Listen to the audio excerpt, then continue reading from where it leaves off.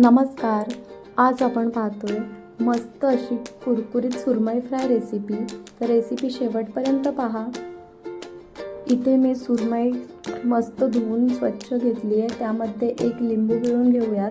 लिंबाच्या ऐवजी आपण कोकमचं आगळ पण वापरू शकता किंवा चिंचेचा पण वापर करू शकता. तर आपण इथे 2 चमचे लाल मिरची पावडर घालूयात, तसेच चवीपुरतं मीठ,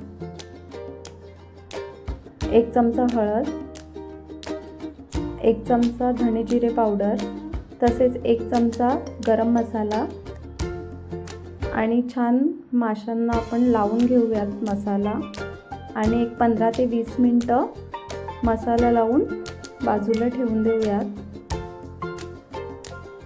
म्हणजे आपले मासे छान मॅरिनेट होतील.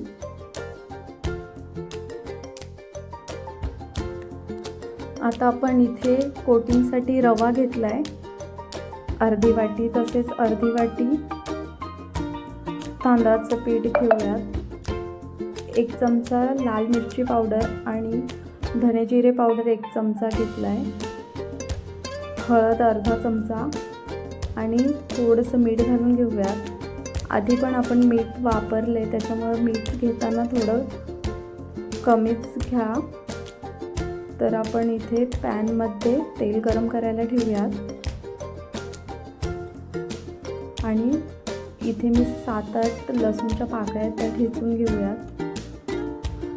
आता तेलामध्ये ठेचलेला लसूण घालून घेऊयात, तसेच 7-8 कढीपत्त्याची पाने घालूयात आणि आता मासे छान कोटिंगमध्ये घोलून फ्राय करायला पॅनमध्ये घालूयात आणि एक बाजू 5 ते 7 मिनटं छान अशी फ्राय करून घ्यायची आहे. हवं तर थोडंसं वरून तेल घालून घेऊयात आणि आता एक बाजू मस्त आपली फ्राय झाली तर पलटून घेऊयात. अशा प्रकारे दुसरी बाजू पण छान फ्राय करून घ्यायची आहे. तर आपल्याला ही रेसिपी कशी वाटली ते मला कमेंटमध्ये कळवा आणि रेसिपीज आवडत असतील तर चॅनलला सबस्क्राईब करा आणि रेसिपीला लाईक करा. तर आता आपली मस्त अशी सुरमई फ्राय करून झाली आहे, तर आपण सर्विंग प्लेटमध्ये काढून घेऊयात. थँक्यू.